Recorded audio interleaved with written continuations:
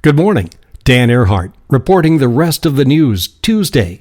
And fantastically, life as we know it on Earth probably will not change forever today. That big rock the size of an aircraft carrier headed our way this afternoon, 6:28 Eastern, 3:28 Pacific, will be a near miss.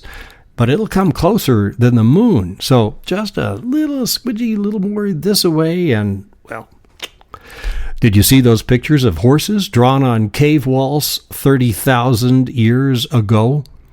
Those horses look so alive. DNA has figured out that those spotted horses really did exist.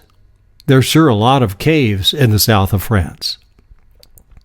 You might think the world is coming to an end if you're in the double digits of days without electricity now in Connecticut.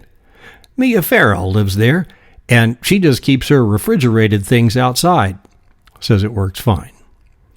In chronological order, birthdays today: Patty Page, Bonnie Bramlett, Bonnie Raitt, and Ricky Lee Jones.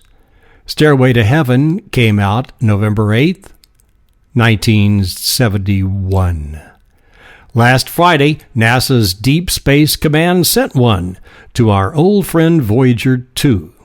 They got the Roger back yesterday from 9 billion miles out there, just about to leave our little neighborhood and venture out into the galaxy on its 34-year-long journey. Keeps on going and going. It now has at least 10 more years of fuel left.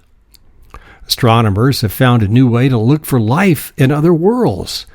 Big cities give off lots of light, and that light is at a different frequency than is naturally occurring light. Don't you just know that they got to be out there somewhere?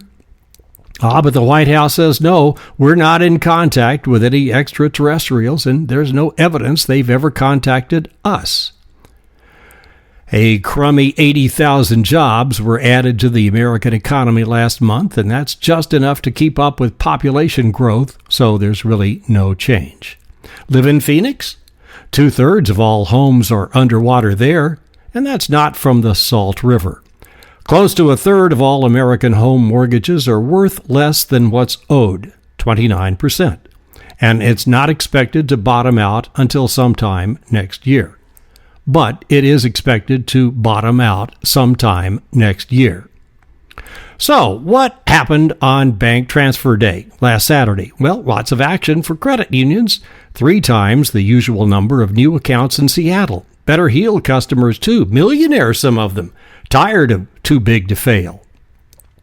Turns out, though, that instead of quaking in their boots, the big banks are happy to see little people and their lousy little accounts leave.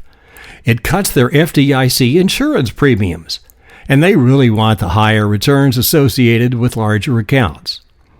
Walmart has been moving into consumer banking with money centers that cash checks, pay bills, and sell debit cards. We sure could use George Bailey back at the bank right about now. Yet another new study says dark chocolate is really good for your heart and cuts way down on stroke risk. The Journal of the American College of Cardiology says the more the better. Eat all you want. Have a great day, and don't worry about that aircraft carrier headed our way this afternoon. It'll be a clean miss this time. Thanks for listening. Tune in tomorrow for the rest of the news. This is Dan Earhart.